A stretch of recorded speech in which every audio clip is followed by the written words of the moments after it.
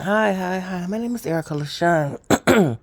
If you're new here, welcome. If you're not new here, welcome. I really just woke up. It's 12:20 p.m. Saturday afternoon. I was up early this morning and I went back to sleep or whatever because my body thinks it's going to work. So I have a internal alarm clock, which is good because sometimes, you know, your phone might die or something like that or whatever. But I just woke up and and so I guess I'll call it a nap. But I felt the need to. I just had a awesome dream. So I used to keep a dream log right by my bed or whatever, and I think it's good to do like keep a dream log because when you go back and look at it, it really can reflect a lot of things. That maybe your subconscious is thinking about or processing and stuff. So I just had to do this. So I just woke up from my nap. Um, I might tank this one, maybe not. But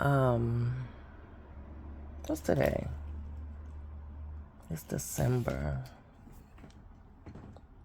30th, December 20th. All right. So I just had an awesome dream, and my father was in it. And my father, he was born on the 4th of July, and he went home on New Year's Day. So I like to say, he was the shit from beginning to the end, and I feel very special and blessed because I got a chance to speak to him the day before he went home, and it was on New Year's Eve. I said this in one of my old videos, so check it out. But it was New Year's Eve, and like we always do, we talk on the phone, and I called him. I'm thinking as I called him. I'm like, "Hey, Daddy, what you doing?" He was like, "Nothing. Sitting here with a friend. Blah blah blah, whatever." I'm like, "Okay." He sounded really nice, chilling. you know. I was like, "Okay, Daddy, what you doing?" Well, okay. So here's the real story. Really, I was coming home. It was New Year's Eve, and my father had sent me some Christmas money, which I didn't get yet from Western Union, because that was our thing. Um, I got a little funny story. I come from a funny family, so we always kind of have jokes or whatever. But speaking of Western Union, that was me and my father's thing. He will always. I've been in New York for a long, long time, but he was, that's one of the things, like, "Hey, Daddy, hey, little girl." He used to call me little girl or big old baby. Those were my two nicknames. Or he said when I was small, he used to call me the boss. He said when I was little, he could hear me coming and he'll say, "Uh oh, here come the boss." So yeah, okay, hello. So anyway, he would call me big old baby. So I'll be like, "Hey, Daddy." He's like, "Oh, little girl." That's another nickname. So it was New Year's Eve, and I was walking home or whatever, coming home, and he had sent me some Christmas money that I didn't pick up yet, from Western Union, because that was our thing or whatever. And so the Western Union changed along the way, where you need a number now. You need when you make a transaction, when you make when you send or receive, they give you a number. So for the most part, I never used the number, but then at one point, they start making you use it. So I didn't have the number or I guess around Christmas time or whatever. And it just sat there. So on New Year's Eve, I was coming home from work. I'm thinking, how long ago? I don't even remember the year my father passed away because I don't want to. But I could, I could remember. Let's see. And okay, back to the story. So I was walking down the street. It was New Year's Eve, and here's a picture of my father. It was New Year's Eve, and I was passing the Western Union. So I was like, let me, right quick. Let me stop real quick. So that's why I called my father on New Year's Eve. So, because I was passing that Western Union, so I was like, okay. So I'm like, hey, Daddy. He said, hey, little girl. I said, listen, I said, remember, I never picked up my Christmas money. So I'm like, Daddy, can you get the number? They making us do the numbers now. So he was like, okay, hold on. I could tell he was chilling, if you know what I mean. His voice. He was like, And I'm like, what you doing? He was like, nothing, sitting here with a friend. I could hear it in his voice. He was chilling. It's New Year's Eve. So he got the number. I'm looking for his obituary. It's somewhere. Yes, like 2013 he went home. I might be wrong. I don't, I care not to remember. And when we buried him, I knew that, people go to the gravesite after and visit and stuff. I knew then I wouldn't return. So, okay. So, all right, anyway. So he got the number. And I'm like, what you doing? Whatever.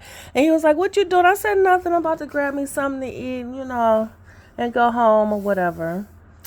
And he said, and this was how he always started his speeches. He said, I got the best kids in the world. I'm paraphrasing. He ain't say in the world. He said he always bragged about his children. Always. I always heard him brag about me, my brother Eric, and my sister Jackie. And that was something that he always did. He said, I got the best kids. I got the, so he started bragging about us. And I would just listen when he would do that, He was a great father, So,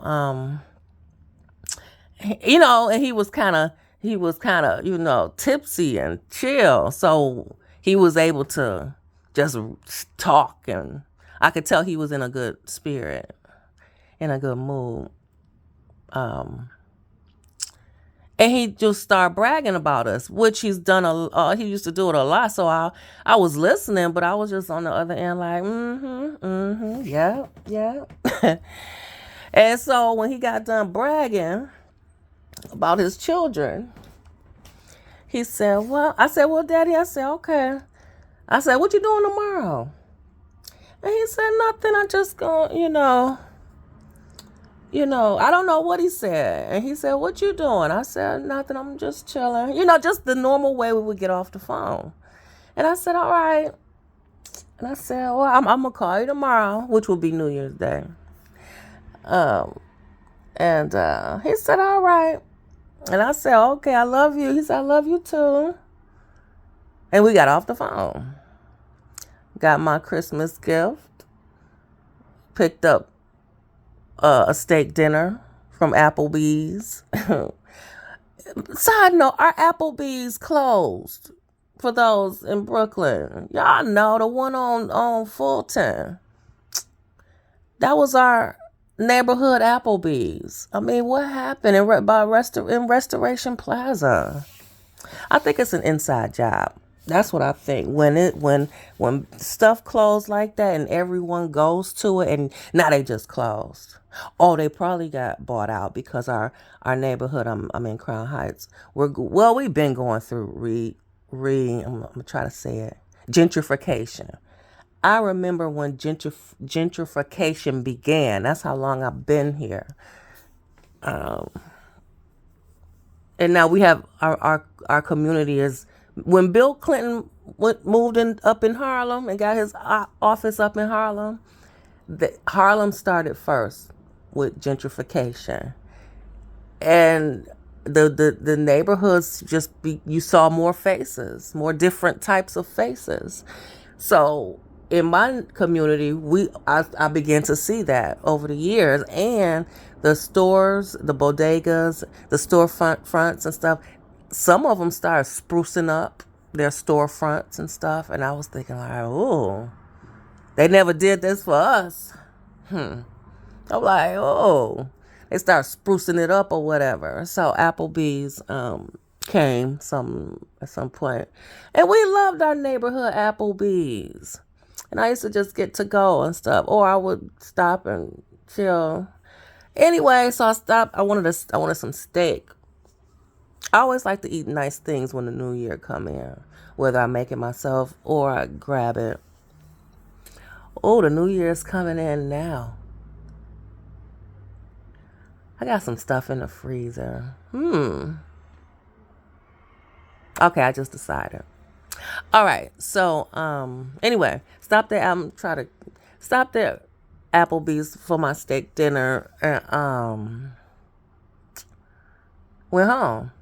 New Year's came, January 1st rolls around. It's like 10 something a.m. My phone rang. It was my brother, Eric, and he just basically told me or whatever. And I said, well, I just spoke to him yesterday. And he said, yeah, I know. And Eric must have had me on speakerphone because I heard my mother in the background say, I did too. So she had just spoken to him. I'm like, whatever. But they were at the hospital when he called me and stuff. And okay, so so that was the story. My father, he had a heart attack. And I wasn't really going to share this, but I'm going to share it. I, myself, in June of 2025, I was diagnosed with a heart condition. And I'm not going to get into it. I'm fine. I'm cool. I am.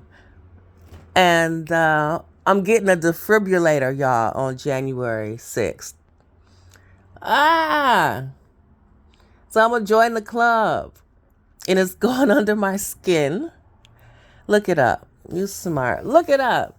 But in the event something go down, I'm going to have a device under my skin and it's going to shock my heart just in case. My cardiologist is awesome. I can't believe I'm sharing this because I wasn't going to, but oh well. My cardiologist is awesome. And he said, listen, you young, he was like, but he said, just think of it as a life insurance policy. He said, oh, because I was like, yeah, because I live alone. And he was like, yeah, he said if it were me or someone with a healthier heart, they'll probably just pass out or something like that in the event, something happens. He said, but not you. I was like, okay. He was like, yeah, this is just a safeguard. So I feel great, y'all. Thank you. So that's happening on January 6th, 2026. So, and it goes up under your skin, very discreet. It's not a pacemaker. There is a difference. There's a difference. But yeah, I'm gonna have that. Just give me a letter or something when I fly. Because y'all know if I go somewhere and I go through the metal detectors, they will be looking at my scan like, what the hell is that? It can go in one or two places, by the shoulder or the mid side. I think I'm gonna get the lower mid side because if I want to wear something strapless or something. And it might look, I don't want, to be down instead of up. Anyway, I digress. But I feel awesome. But this was like 6 months ago when I got this news. And my cardiologist said my heartbeat is beautiful. That's the word he used. So my heart is beating like a normal person. It used to beat too fast at one point. I'm not getting into that, but and so my heart was working double time when it shouldn't have. Ah, okay. Anyway.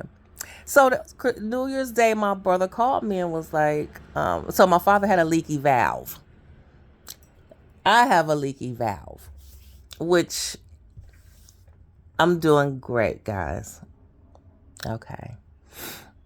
But I was not gonna go into this, but anyway, I'm doing great, and I haven't had alcohol in 8 months. For those that know me, so yeah, I've been alcohol free for 8 months. That for me, that's something like for me to say that, that's like what? So yeah, because I learned that alcohol is connected to a lot of different things, cancer, and it affects organs, and we know that. But after this, I'm like, I want to live long. I have a lot of things to do, and ain't nowhere in the world, whatever. Um, I want to do the right thing by me and my health and stuff. So thank you very much. I feel cool. I feel cool. That's the feeling. I feel really cool or whatever. I'm like, yeah. So yeah, it's been like 8 months, and I'm done with it. I've I've like had a great time partying. I did it. I did a great. I had a good run. Ripping and running the streets. So I'm cool. I'm cool with it. And plus I have to look out for me and my heart. So yeah, all right, moving forward. Okay, New Year's Day. So my brother called me and he told me or whatever. And I'm like, wait, I just spoke to him. And he was like, yeah, mom did too, whatever. So, and I'm gonna cut it here, but I was just like, well, what do I do now? And he said, well, just hang tight and we'll give you a call back, for more information. And I was like, all right, hung up the phone. And I always knew that the day would come. So all of us know one day your mother's going to die, your father's going to die, granny, siblings, your dog, whomever. I always knew my day would come. My mother is still alive. She just turned 84. She's cute. I always knew my day would come. So today was my day with my father, and I just sat there and I was thinking like, dang, today is the day, and okay, I digress. So every so often I'll have so my father was in my dream last night. Y'all, he died in a dream. We laugh a lot in my family. My father's very funny, but it was an awesome dream. ah, he died cool again, and in a dream, my dream. Okay, my dream logs are so like I'm gonna start. My dreams are getting better.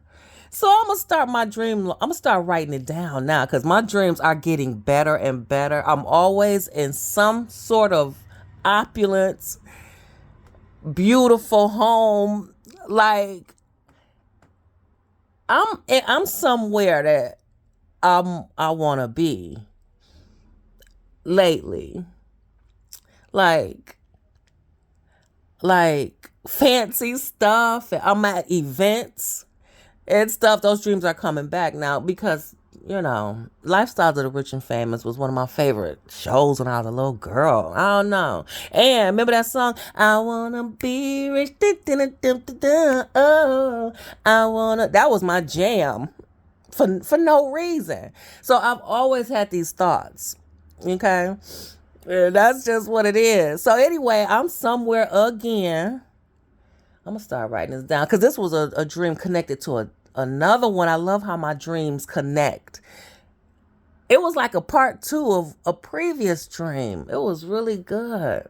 I'm gonna start writing it down. Anyway, so we had some type of family gathering, but my family wasn't there. It was like all these people, but my family was not there. but I was still there, and it was it's like the whole thing. We had a big old like condo. They supposed to be my family, but they weren't.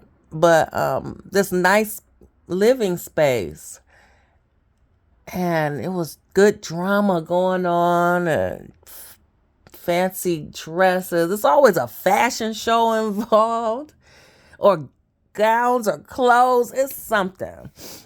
Anyway, so me and my fake family, I wasn't related to these people. My father was over. We kind of had it. We were on vacation, and okay, stop. So my father was over, and my father had on really nice gear, his shoes, his clothes, but he couldn't really walk that well. He was walking all slow and stuff. So we went into the kitchen, and my mother was there. My father felt on my mother's boob in the kitchen, in the drain. And he was kind of old. So he was acting like he ain't know what he was doing. And I looked at my mother, and she was acting like she ain't know he was doing it. And okay. Anyway, then my father died again in a dream, and we was sitting out. Me and my father was sitting out on like some golf course. Let me wrap this up. It was like the big backyard. I guess this place had a huge yard, and we was sitting there, and he died again. But it was nice and peaceful, and so whatever. So when people rolled up, I was smoking a cigarette. I was chilling.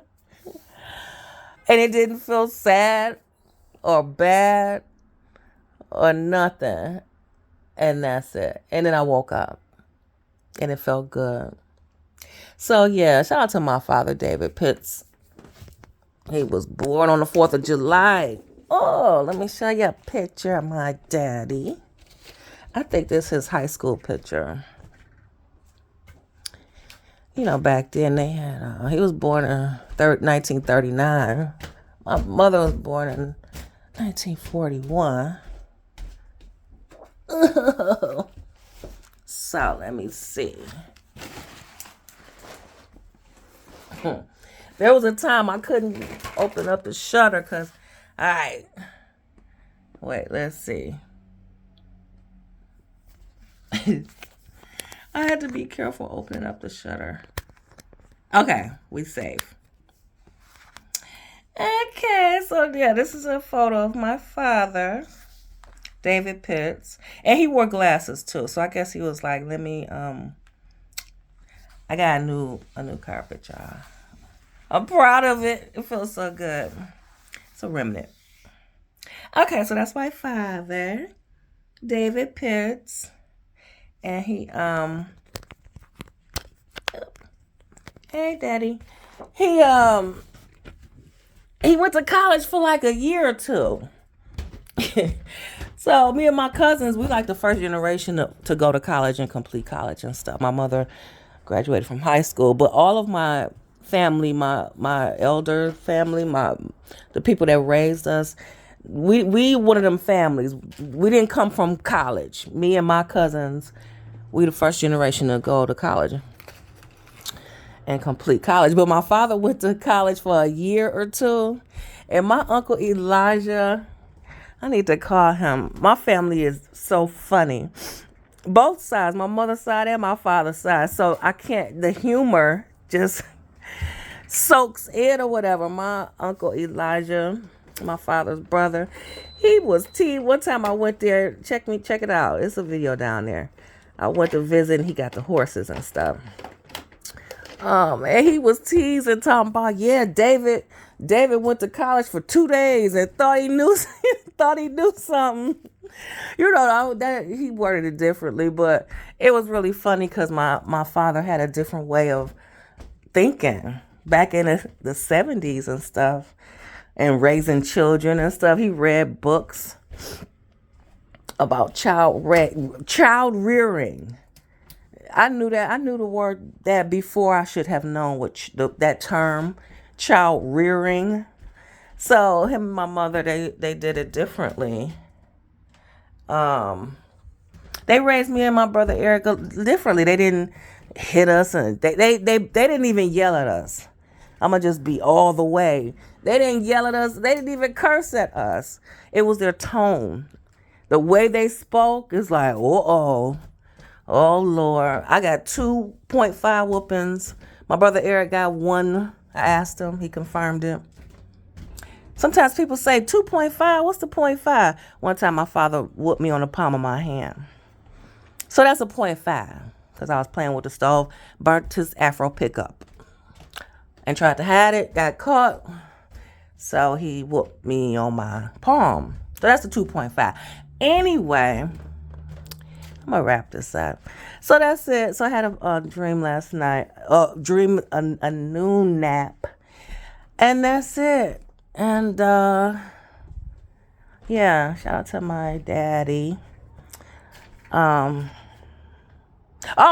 this is what, in a dream, somebody said in my dream, he you know, I can't, I'm a paraphrase. Just like he do stuff big. He do everything big or something like that. And I was in a dream like, yep, that's my daddy. You know, some old whatever. And I woke up or whatever. And I was like, I have to capture this moment. So that's it. In your spare time, please check out a video where I interviewed my mother. And on purpose, because I always wanted to do it. And it's something called, it's titled My Birth. Or something like that. It is so funny because my mother, I would ask her, Mom, can I interview you? Can I interview you? And she would be like, nope. She would always say no because she is not into technology, none of this stuff. She don't care about none of this stuff. And she'd be like, nope. So I went home for a family reunion, begged her on my knees, for real, begged her, and I got her to do it. And I think when I got on my knees, it was like, Mom, please. The look on her face was like, this girl is serious. And then she just was looking at me, and I was like, Mom, please. And she ain't say nothing. And I was like, ooh, I got her. When I, you know, we know our parents know us. I was like, ooh, yeah, I got her. I hit record. I was like, hi, my name is. She was looking like, what? So I kind of stole that one, but it's funny how she talk about the day I was born. So check it out. All right, let me get out of here. My name is Erica LaShawn. Please like, share, and subscribe. Thanks, bye.